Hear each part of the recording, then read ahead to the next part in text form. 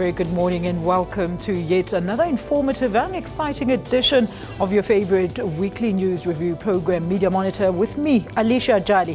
Remember, you can share your views on today's discussions through Twitter, and our handle is at SA Media Monitor. But first, let's have a quick look at what's making news headlines at 900 hours. Today, President Jacob Zuma will officially open the Medupi Power Station. Investigations are underway to determine the cause of the Swaziland accident between Babane and Manzini that claimed the lives of at least 65 young girls. King Mswati was expected to select a new bride from the group of maidens. Former U.S. President Bill Clinton has spoken at a concert in New Orleans to mark the 10th anniversary of Hurricane Katrina, calling for a new sense of unity in order to help combat the problems the city still faces. Well, let's now have a look at the radio news headlines. Al Jazeera's director of news says there's no evidence against the 3 journalists who have been sentenced to 3 years in prison on charges of broadcasting false news. And back here at home, Minister of Communications Faith Muthambi says artists should make music a career to enable them to contribute in the digital migration. Well, Kaizer Chiefs are through to the MTN 8 final after an impressive 1-0 win, a 2-1 on aggregate over Bloemfontein Celtic in their semi-final second leg clash at the FNB Stadium last night. Now, Steve Kompella's Chargers will face the winner between Bidvest Wits and Ajax Cape Town this afternoon.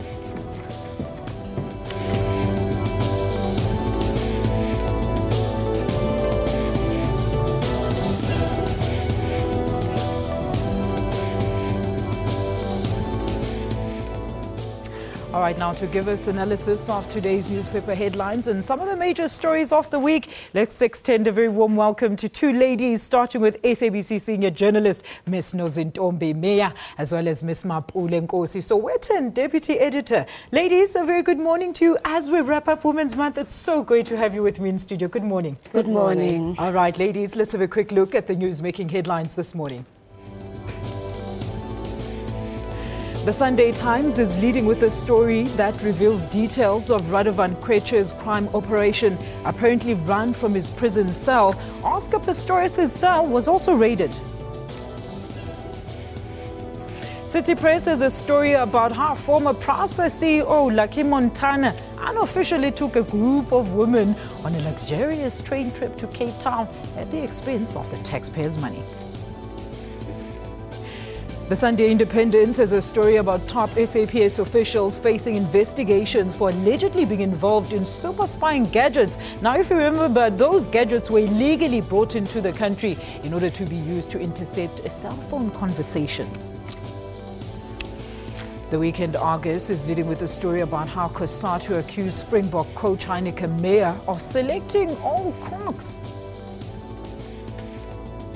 And the Sunday Tribune's front page story is about the current state of South Africa's economy. Let's look at news from outside our borders now. Nigeria's Daily Trust reveals why President Buhari approved the controversial appointment of engineer Babashir David Lawal as the secretary to the government of the Federation. All right, let's start with the Sunday Times. Ladies, good morning to you. Very interesting in our headlines today. Oscar's cell raided in Kweche mob drama. Now, according to the Sunday Times, here on the 15th of May, prison officials at the Nkosi Mapule prison actually raided Oscar Pistorius' cell. Now, this according to Sunday Times, and says Oscar was targeted because of his close dealings in his 10 months in prison with Czech gangster Radovan Kweche. Now, apparently, a hard drive with unspecified content was also confiscated from his cell, even though there's nothing incriminating that has been found on it just yet. Your views, Mapule? Let's start with you. I think this will actually not work in favor of Oscar if there is something that is incriminating that can be found in that hard drive. It's very curious why have a hard drive in your cell. His relationship with Kweche, I think he's attracting unwanted attention to him when he's due to fight, obviously, to go back into a parole review system. So I think it's actually bad news for him, and it will unfold what is it that's found in the hard drive, because they have released details of sensitive information that they found in Radovan's discs and stuff like that. So it's quite amazing that even 10 months into his incarceration, he's still such a major threat. He's running big criminal operations from prison, so it's quite concerning. But it also shows, I think, that the police are getting a grasp into actually reining in, unsavory underworld figures. I think Mapule is spot on, in this month of Women's Month. The fact that we're seeing Oscar having come up for parole and he's making headlines for the wrong things yet again is really yet another blow to, women, and the fact that we're making such strides in trying to come to grips with all the issues and the ills that are affecting our women, and the fact that Oscar is on the front page again, yet again, for not having followed the rules of what's supposed to happen in prison it's very telling. I didn't even know people are supposed to have laptops and hard drives and that kind of software in prison. Prisoners are not and supposed they're reporting to have about it as if of it's the norm. Yeah, yes. That's what's very I think that's interesting. what's the most concerning. How was Oscar able to get all of those hard drives? Who is sneaking all that information in? The fact that Crutch is able to do that, and he's supposed to be in maximum security, and he's a big threat to our country as a crime boss, and he's still able to get all this gadgets, means that he's still operating inside prison. Let's leave it there, ladies. Let's leave it there on that story. Let's now have a look at, of course, inside the Sunday Times on the sports section there. It says, I've done my best, and that's a comment from Mayor. Coach Heineke Mayor says that every decision that was made on the new team has a consequence, and that only time will tell if the right decisions were made. Now, 7 players of colour in the new look squad. Is this what we need in working towards the transformation in rugby, ladies? I think we're moving towards transformation within rugby.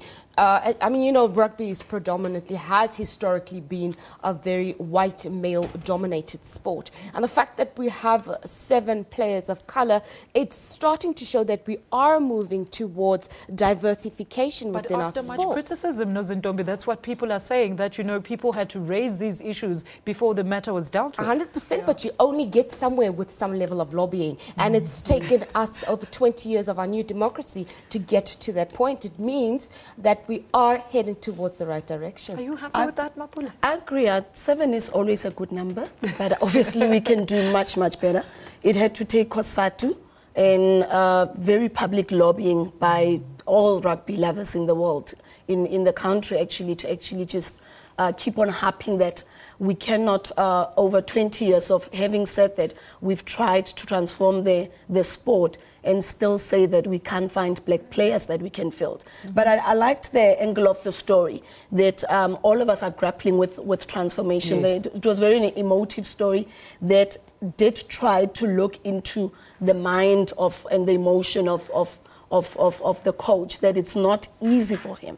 Hopefully it should not be, because we should all be lobbying to have a more representative squad. But it shouldn't start at the level of national level. Yes. We should be looking at upskilling our youth already from a school level, and not just multiracial schools. We've seen that with cricket in the Eastern Cape, of course, Nozintombi. That made news, quite very interesting news during the past week. And that's where we should be heading towards, Alicia. We should be heading towards teaching our children the love of the sport, the understanding of the sport. So by the time they get to national level, it's no longer an issue of colour, it's an issue of choosing the best players for the squad. Absolutely. But I think it shows we're in this predicament because the grassroots interventions aren't working. And what needs to be done, Mapule? As you said, I think really in terms of school sports, we need to see more talent being captured. There's understanding that there is a lot more talent. It just is not coming into the national team, which is not acceptable. Definitely. All right. Okay, ladies, let's leave it there because we're due for a quick break. And when we return, we're going to continue with today's newspaper headlines. Please stay with us.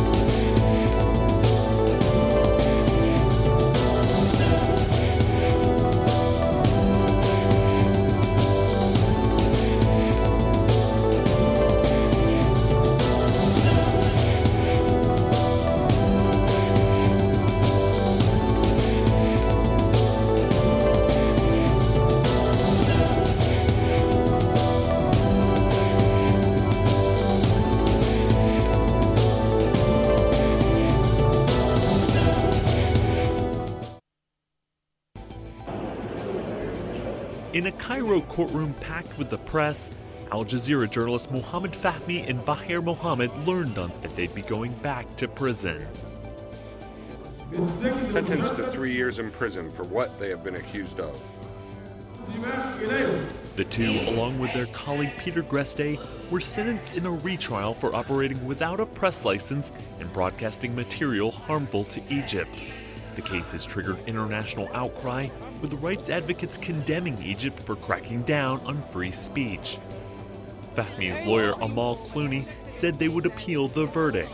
It sends a very dangerous message in Egypt. It sends a message that journalists can be locked up for simply doing their job, for telling the truth and reporting the news. And it sends a dangerous message that there are judges in Egypt who will allow their courts to become instruments of political oppression. The three journalists were arrested in 2013 for allegedly aiding the banned Muslim Brotherhood. The three men were originally sentenced to 7 to 10 years in prison.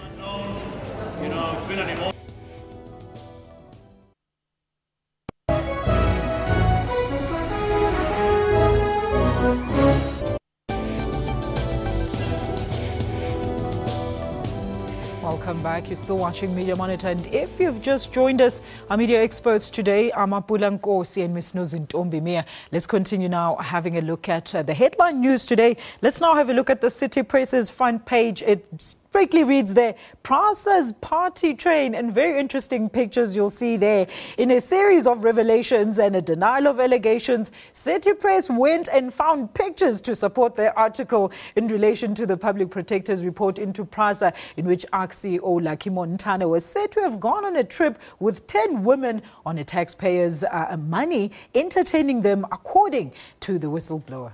I think this is definitely a very impressive piece of investigative journalism. And it really does show the rampant level of corruption, of mismanagement, and a lack of authority. Lucky Montana seems to have disdain for authority and the position that he's been in. So this story is wonderful to show us that, it gives credence to what the Public Protector said in her tentative reports. Very interesting that they've actually labeled those pictures and explained what's happening in all the pictures. It's a very interesting read, Mapule. It's the best Sunday read. You still want the hard news, but you still want a chuckle. Yeah. And I'm just amazed that he's still denying it. Even when the pictures are here, I mean, you see the ladies in their slippers, and to read of all this debauchery almost of actually the misuse of public funds, where it's not explained. Why would you take 10 women? It's like he had his own private party at taxpayers. And apparently they were not even part of that they were not on event. they were not it was even his on the private list. Ladies. They were sneaked in. It's got all the elements. That's why I'm saying it's one of the It's very dramatic. Stories. It's very spicy. Very dramatic. But it talks to a deeper issue that we have in our society, within our government organizations, specifically parastatals, where there's this lack of respect for public funds. Exactly. And checks and balances. Authority. Yeah, and checks and balances, and the perception that if you're a CEO or you in charge of big budgets, you're actually almost like a bit of a demigod in terms of deciding how that budget can go, and meaning that you can basically just not follow all the rules. But it still shows that, whatever you do in the dark will come out in the light. And this is very, very interesting. This would form part, obviously, of the second investigation that Madonsela is on, in terms of giving us a second take on the actual rot that had happened in Prasa under Lucky. But after a week of having heard that there was almost 2 billion blown, it's really sad to see. I think we definitely should applaud the Public Protector for trying to expose how deep the rot within Prasa has been. Thank you so much, Nozintombi. Let's leave it there and, of course, move on to page 2 of the very same paper, the City Press. Why Cyril had to use a Gupta plane. Well, a jet owned by the Gupta family had to be booked through aviation company ExecuJet because apparently there were not enough, the VIP squadron had not enough access to captains, but had enough access to planes this week. And, of course, nobody was fit enough to fly the deputy president. Does that answer your questions, ladies? This is a very concerning story. Yeah.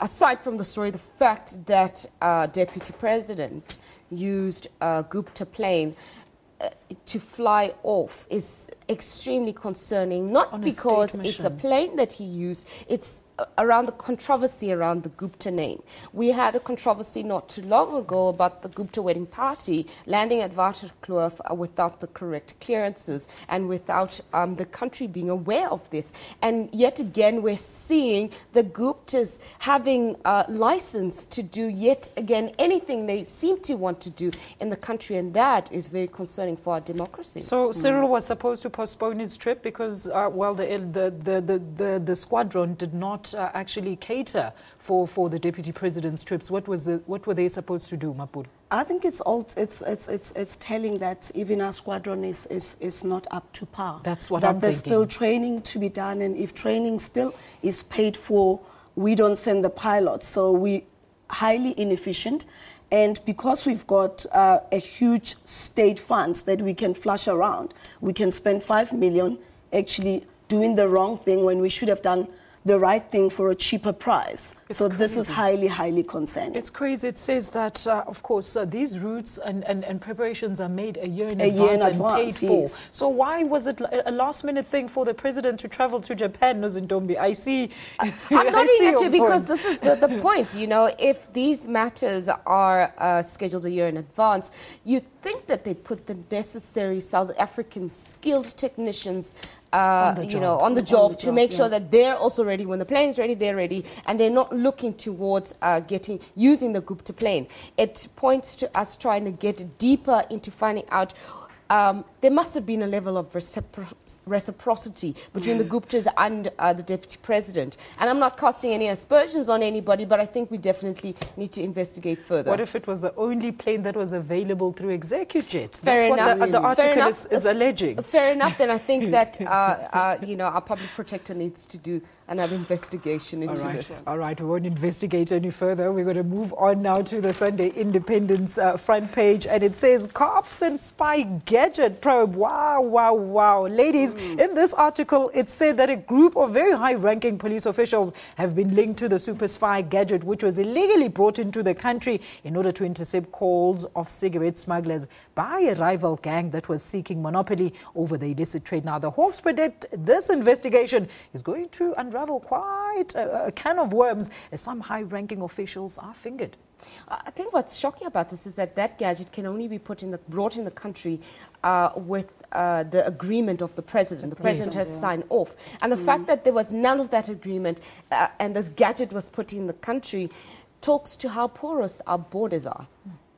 But it also talks to our intelligence and security agencies. I think in the past sort of year or two, we've had quite a lot of, you're not confident that we actually have an intelligence service that cannot be infiltrated, that is actually looking after the interest of the country. And if a private citizen could have a gadget with this magnitude that is so sensitive, it's highly concerning. But more concerning that every sort of investigation, you have to have an inside job of very high ranking. It has to be very high ranking Hawks officials that would have been part of actually facilitating that private citizens actually get a hold of this gadget. I can't wait till this investigation is actually complete. What do you think we're going to see in this, Nozintombi? I think it's going to point to a lot of discrepancies between criminal elements and our policing or our intelligence. And we that's do been have the a subject disconnect. this week as well. We certainly have a disconnect, just like what Mapule was saying about the porous relationship between the two. We have a disconnect, and we need to be looking at that. All right, ladies, let's leave it then. Quickly now, have a look at page 14 of the Sunday Independent. It says, Angel of Death stalking SA prisons, and it's got pictures there of Clive W. Lewis, Jackie Selebi, as well as Shabir Sheikh. Now, 3 stories of parole, and namely Clive W. Lewis, Jackie Selebi, and Shabir Sheikh. And the piece is looking at some of the parole review terms and conditions, basically citing how it's a different case for everyone. The issue here being, how does one really qualify for medical parole? Ladies. I was quite impressed with the article, Angel of Death stalking SA prisons. You think it's something else? It seems very tongue-in-cheek because it puts 3 very prominent people that have been on the news. Shabir Sheikh was facing imminent death, yet miraculously survived. Unfortunately, Jackie Selebi did pass away. Clive W. Lewis had days, if not weeks, if not hours to live.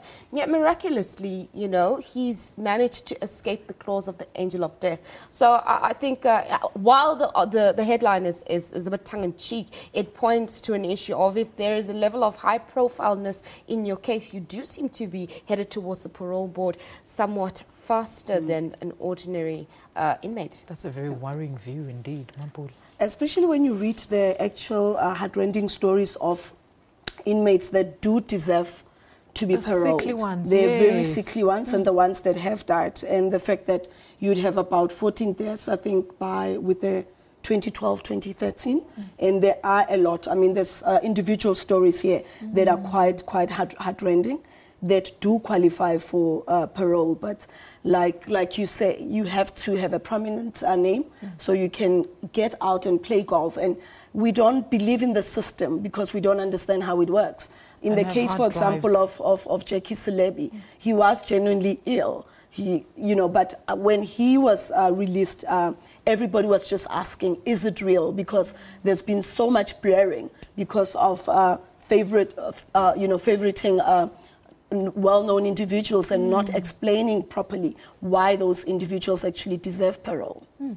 You know, at the meeting between judiciary and government, you know, Chief Justice Mogoeng actually alluded to this issue of because somebody asked him about, you know, who favors who when it comes to justice. Do the people that have more money, you know, seem to get special preferences, Nozintombi? That's such a valid question. Is there justice for people in South Africa who have either authority or have financial backing? Authority would be somebody like Jackie Selebi, Shabir Sheikh. Money would be somebody like Clive W. Lewis. It would be somebody like Oscar Pistorius. But you don't pay to go on medical parole. You don't pay for it. However, you use the favors that you've got, the favors that you've bought to try and get you closer to the front line. It's like an organ donation. Anybody that's got money will go closer to the front line than somebody who doesn't have money. And you have the lawyers that are constantly asking, unlike an ordinary Joe that is sitting there without a lawyer. Okay, ladies, you're worrying me. Well, we're going to take a quick ad break, and when we come back, we look at the race allegations at Stellenbosch University and more prominent news stories of this week. Do stay with us.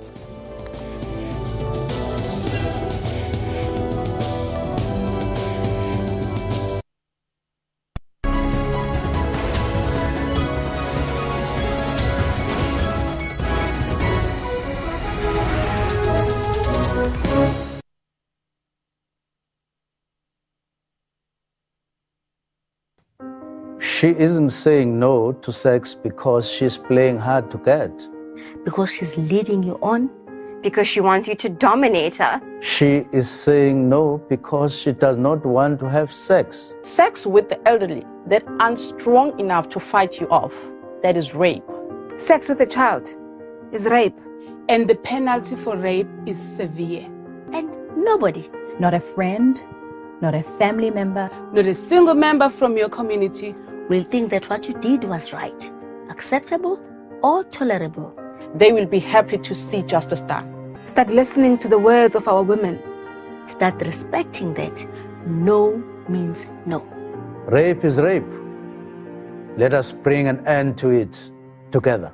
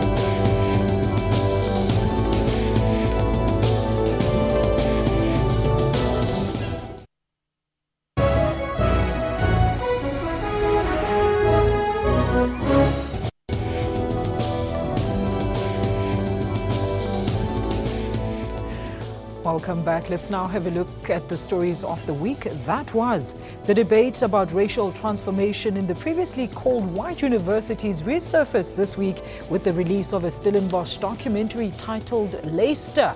The matter is now before the Parliamentary Portfolio Committee on Higher Education, which is to meet with the university's management on Tuesday. And still on education, the violence that ensued at TUT during Julius Malema's visit at the institution raised questions about the freedom of speech in these institutions of learning. Ladies, is the intervention of this portfolio committee likely to speed up the transformation in these universities, do you think? One would hope that the intervention from such a high level of government would bring a level of intervention. However, what Stellenbosch, what traditionally previously white universities have shown us in their management is that it needs to come from within. It needs to be intervention that is changed with the staff. The staff needs to be transformed. You need to see within the lecturers themselves moving up, more lecturers of colour, moving up the rates. Yes, we need to see that the fees are lowered so that more black students can come in, and it's not a situation whereby there's economic discrimination between students who can afford to enter the universities and those who can't. So one would hope that the Parliamentary Portfolio Committee would be able to look at these issues and identify them and start working towards removing the rot from within. I think it's more likely to cast a spotlight, that more of a national spotlight, that we wouldn't have been looking at Stellenbosch because we feel that things are still hunky-dory there. But I appreciated the content of the Leicester documentary. I loved the way even they termed Leicester with an Afrikaans headline, but to actually try to show that the Afrikaans culture, how entrenched, how the economic discrimination, the economic, keeping black students out, keeping poor students out. I really appreciated it because it really went viral in platforms that you wouldn't have had it being discussed. It had Unazi sort of casualty as well as a sideshow. So for the whole week, that's the plight of students at Stellenbosch was actually on everybody's mind. So I feel that spotlight is there, and the lobbying that's happening from there, it will gain traction for me. All right, ladies, let's move on now and look at the TUT incident. What do you think about that? Is violence really freedom of speech, Nozintombi? No, definitely not. As somebody who's covered a lot of violent stories that had violence around it, violence is never the answer and it's never the solution. We are seeing that the EFF is lobbying within the universities, and they are trying to get students to join in with the EFF, which I think is fantastic for our democracy because it shows that we are growing as a democracy. However, if you have to resort to violence to try and get your point across, it points to deep issues, deep-seated issues that need to be dealt with on a deeper level. All right, let's move on now and have a look at police this week. Police brutality and killings continue hogging the news headlines. Now, as the concerns grow over this practice, the SAPS is now investigating the possibility that their former officers could be behind some of the killings. This is quite shocking. Now, what is the likelihood of former cops being involved in such crimes, ladies? Mapule, go ahead. Most of the crimes that we've seen, for me, they show two extremes of the police service. It's been good cops that were responding to criminal activities. So I'm still to see the link that they would make, because most of the cops were cops actually on the beat, that we knew that they were just about to get, whether it was into Jeppe or Hillbrow, and then they seemed to have been ambushed, or they seemed to have been ill-prepared to actually open fire to the threat that they were facing. So in this instance, I'm not sure in terms of this link what is likely to come up. What do you think? I think we definitely need to have a national dialogue around the issue of policing, because it's not just cops being killed, it's also police officers killing members of the public, and going about their duties trying to apprehend criminals. We need to have a broader conversation as a society and try and find out what these issues are. If it is true that former police officers are perpetrating these crimes against current police officers, we need to get to the bottom of why they would feel that would be the only route open to them for them to express their grievances with the current police system, or to try and get revenge or vengeance for whatever the ills they feel have been put on them. All right, let's leave it there on that story. Now, President Jacob Zuma and Chief Justice Mogoeng's meeting allayed fears that South Africa's judiciary is under threat. Both parties amicably agreed to exercise caution when criticizing each other. Judge Mogoeng hopes to discuss the matter further and gain input from other arms of state, the media, as well as academia. Ladies, I want to hear your views on this one. Mapule. I like the fact that they all agreed that court orders will be complied with, because I felt that obviously as a young democracy, the more senior government officials, from presidents to ministers, actually don't comply with court orders, what's going to happen to a person on the street? Why should a person on the street feel that they should obey the law if politicians that actually form part of the policymakers and the lawmakers actually don't respect the law? So I think we need, because as Chief Justice said, they are bound by the Constitution. So we're a constitutional democracy, so everybody should, in terms of actually sustaining our democracy and, livening up our democracy, make sure that the courts are running smoothly. And the courts are not demeaned, and the reputation of the courts is not demeaned by politicians. Now, how are they going to criticize each other fairly, Nozintombi? How are you going to criticize? Well, I think it's a very interesting question, because the disconnect between the judiciary and the executive has been something that we've seen progressively get worse in our democracy. Yes. And this is a great step in the right direction, that we're having dialogue. And it talks to the greater social ills that we have in the country, that we need to start having more open dialogues. And if we can start from that level, then we'll be seeing the rest of the country opening up to being open to more dialogue. All right. Well, they're hopefully going to invite us in the next sitting when they do meet. It is time now for another break. But should we start with tightening our belts? Do find out when we return after this short break. This is Media Monitor.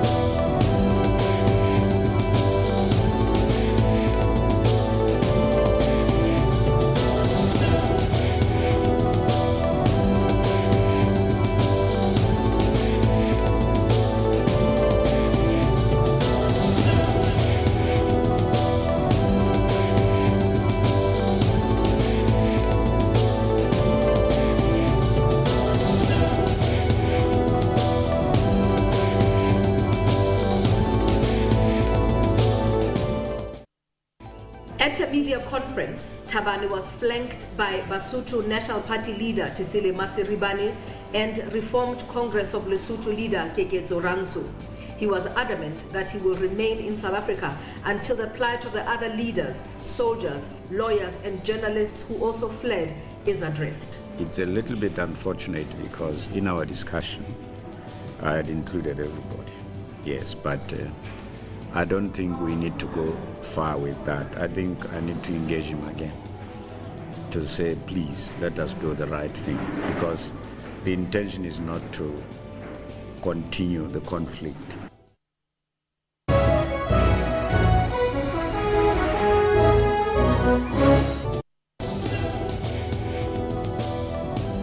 Welcome back to Media Monitor here on Africa's News Leader. That's SABC News. Let's continue with our discussions now of prominent stories of the week. As the key economic sectors feel the pinch of the economy meltdown, thousands of jobs are on the firing line, raising fears of slipping into a recession. Now, government is, however, intervening to avert this from becoming a reality. However, it's not all doom and gloom, though. Companies such as VW are still willing to invest. The car manufacturer has pronounced its intentions of investing over 4 billion rands in the next 2 years in the Eastern Cape. Ladies, what do you think about that? Will the government interventions yield any sort of tangible results in this regard in terms of trying to avert the job loss threats? Well, I think government definitely needs to intervene as soon as possible. We're an emerging market, South Africa, and we need to put in as many interventions as possible to try and make sure that we buffer ourselves against what's happening around the globe. We've seen that China has devalued its currency. We saw that they had a Black Monday and the rand was at over 14 rand, one of the highest levels that it's been in South Africa. And we are so vulnerable to global trends that we do need government to step in and say we're going to buffer South Africa as an emerging economy, as one of the leading economies in Africa, to make sure that we still retain our position as an economic powerhouse in Africa. So that's something that government needs to work towards. And it's not just government that needs to work at it. We need to try and find public-private cooperatives. And we need to find that the private sector needs to work more towards bringing in further investment that creates more job opportunities, such as VW bringing in that 4 billion investment. And we need to see that government needs to open up their laws and their rules to make it easier for outside companies, global companies, to invest in South Africa. Jeez, Nozintombi. Mapule, very quickly. What do you think? I think an over-reliance on China is not the only solution. And I think a lot of economic experts know that there needs to be more sort of inter-Africa trading, a lot more of trading with other developing nations. And I think we're doing a lot with the BRICS countries. So I was quite happy to know that South Africa, even after Black Monday, that we're still viewed as a country worth investing with the VW announcement. I was quite happy with that. We're very happy about that, Mapule. I think all of us are just happy we're not heading towards a possible recession. Well, now it's time for an update on continental and global news of the week. Let's start here in Africa. Hopes for the rescue of the Chibok girls are dwindling as concern and fears mount that some of the girls have actually been married to the militants and otherwise been brainwashed. Now, there are reports that Nigerian security knows the location of the girls but are reluctant to use force, as this might cause more harm to the girls. Media Monitor producer Livin Mkari compiled this insert.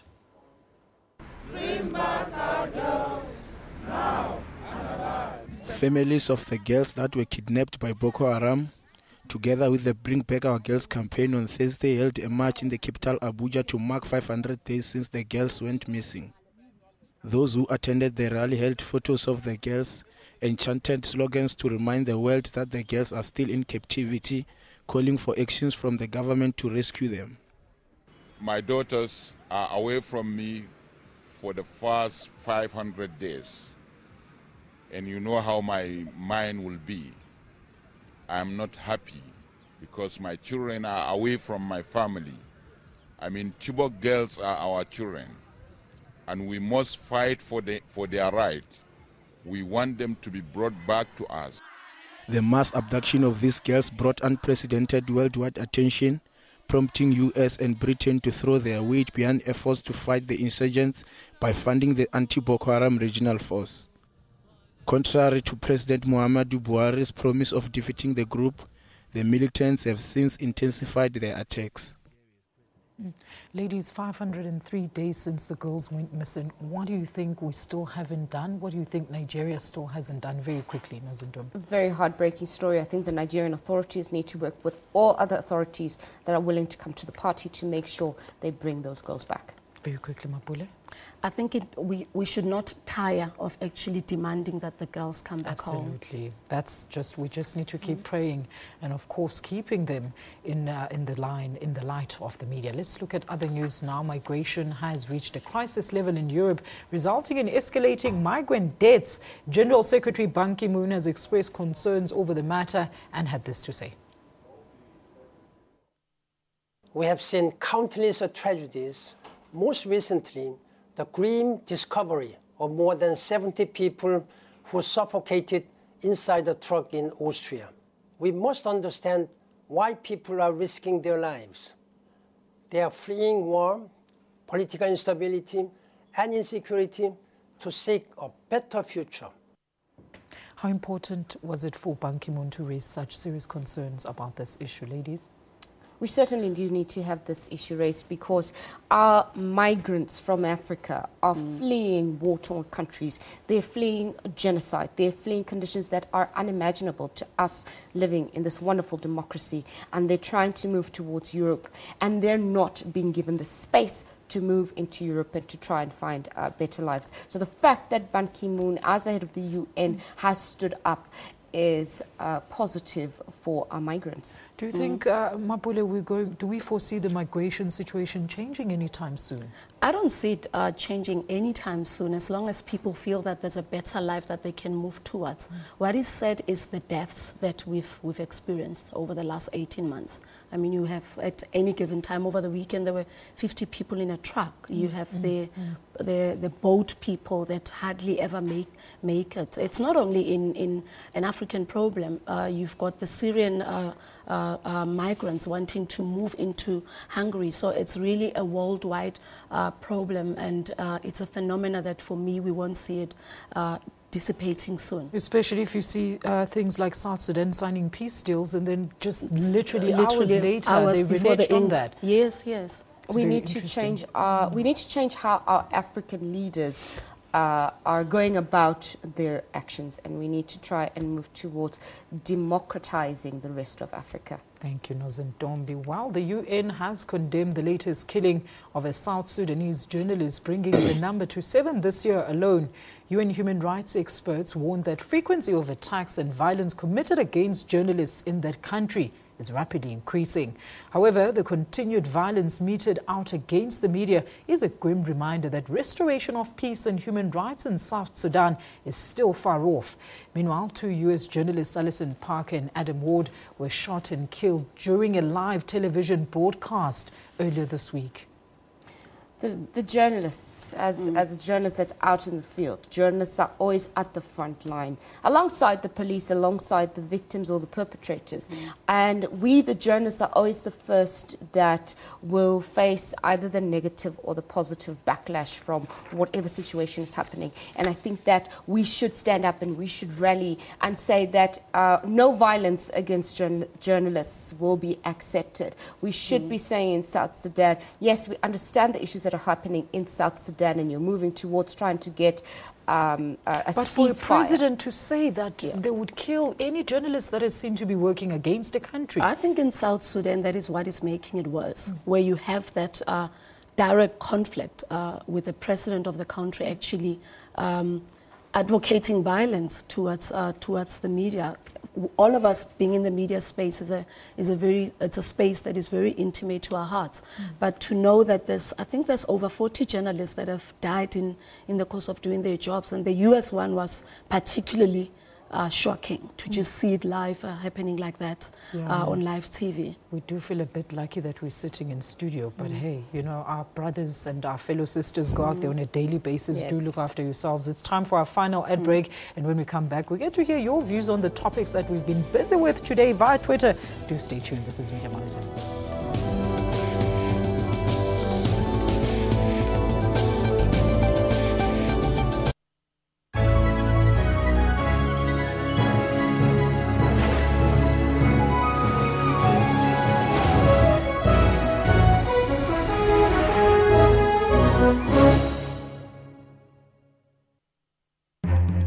This is AM News.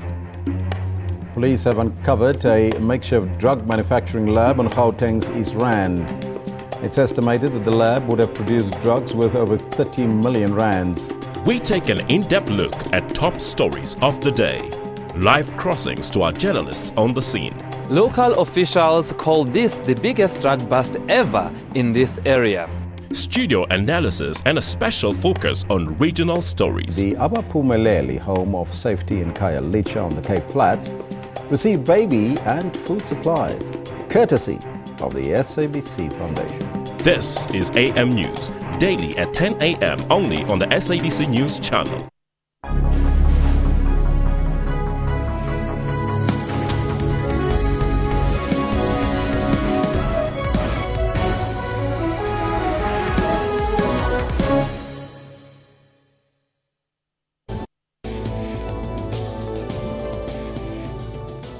You're still watching Media Monitor, and this is our final segment of our program where we get to find out what our experts deem would be the big news this coming week. But first, let's have a first read at the tweets that you've sent us regarding today's topics. Macmillan Magzigalala says one policeman can save hundreds of lives. Therefore, when a policeman is murdered, a robust investigation should take place. China Moelias says, haven't seen it, but it's heartbreaking and sad listening to the black students. They are treated very bad and discriminated against. Thibaut Tache says it's hard for other political parties to recognize that the EFF is here. Sadly but true, it won't be stopped by SASCO's violence. All right, Vusi Moyake says mining towns are at the bad end of the FRI from same mines that export capital and no enterprise divulged. And Macmillan, last but not least, says investments are essential for strengthening our currency, especially where trade inputs outweighs trade outputs. What do you think of those views, ladies? Very quickly. I think Macmillan is spot on. We need to get more global investments in the country. That's the only way we're going to move out of becoming an emerging economy. Mapule, what do you think is going to be the big news this coming week? Let's start with you. There's Prasa, there's new pictures that have emerged. You know, what's going to happen? It's very news intense, very news intense cycle. What can we expect from Sowetan? I think after the rand's shocking dip, to look at what Minister Ramatlhodi's meeting in terms of saving jobs in the mining sector. That's a very major concern. We don't need to shed many jobs because it's got lots of repercussions on the economy. So what will come out of the meeting will be important to cover. The SRC elections, we've had a lot of, obviously, records, EFF at various institutes, at TUT, at WITS. So the elections are underway. I think some of them are coming out. The results are coming out from Wednesday. Yes. So we'll definitely be reporting on that. Nozintombi, what will we be reading about this week? What will you be reporting on? We'll definitely be seeing the police story take center stage again this week. I think we'll also be looking closely at Oscar Pistorius and what is happening with Oscar Pistorius. Undoubtedly, we'll be looking closely at how the Rand is doing and how our country moves beyond trying to get global investment, trying to retain jobs in the mining sector. So I think it will definitely be a jam-packed week. Aside from, we're not quite sure what other stories will make it this week, so we'll be looking closely, and our journalists will be on the ground every single week. Nozintombi, I know you're on the ground every single week. Mapule, thank you so much, ladies, for wrapping up a great Women's Month. And of course, thank you to all our viewers for joining us today. Remember, your contributions and suggestions are always highly valued. Email us for any suggestions and compliments on Media Monitor at sabc.co.za. We're available on Facebook, www.facebook.com/Media Monitor. Tick like on our page, not forgetting Twitter at SA Media Monitor. And to get our repeat broadcast, do tune in at 2 a.m. Alternatively, catch us on www.youtube.com/SABC News for all our online updates. The website, www.sabc.co.za/news to get more info on the stories on our info boards today. Now, as we wrap the Women's Month, we would like to thank all the great women that have been part of the show since the beginning of the month. And we are closing with the Defence Women's Annual Parade visuals from the Q-Tip team and our guests today. Have a blessed Sunday. I'm Alisha Jali. This is SABC News. Goodbye.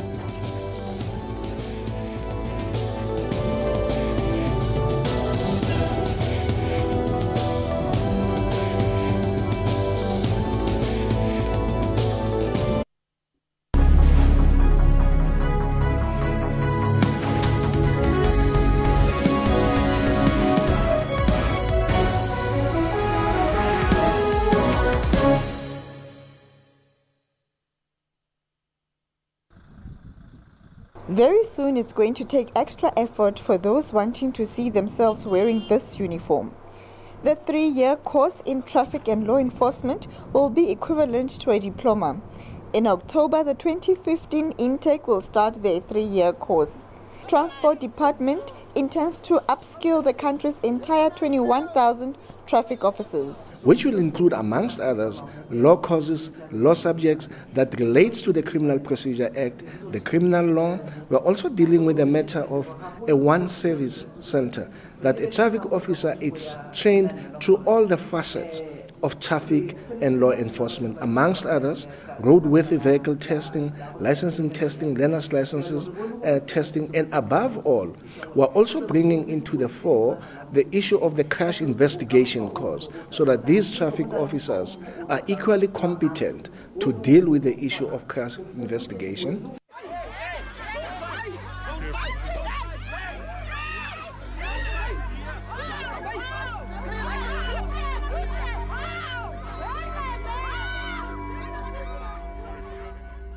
Community feels they don't want the principal and the deputies over here.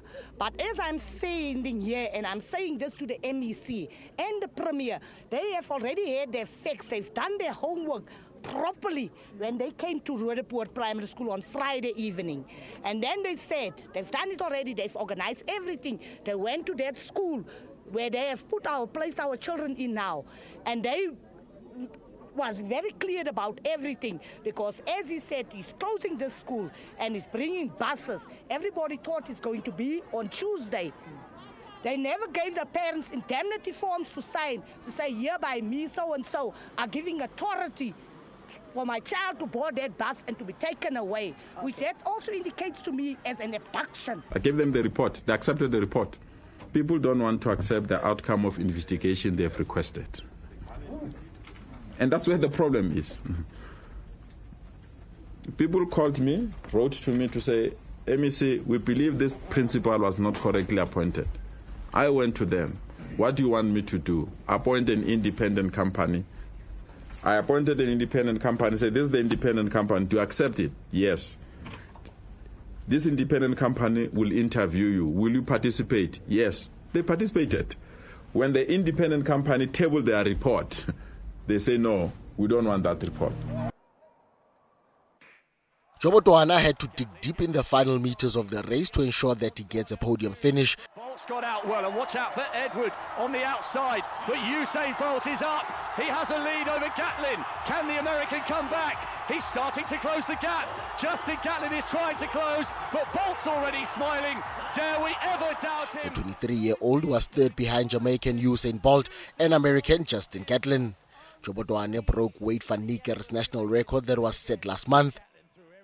They're away, and the big man, Karani James, got a good start, but on his outside, Van Niekerk going well and catching up Santos on his outside. Merritt's also running well, running hard as possible, but at the moment it looks like Van Niekerk, as Karani James realises he's got a bit of a battle on his hands here, also running well. Makwala on the inside of Karani James. Not much to choose between them. Santos maybe coming hard off the bend in the lead from LaShawn Merritt. It is Santos at the moment, and Van Niekerk running well. Van Niekerk is running well. James coming hard on the outside. LaShawn Merritt losing ground, but it's going to be Van Niekerk. South Africa win it. Behind at the time, 43-47. Well, Merritt just behind there, and Karani James, well, in the end, has to settle, I think, for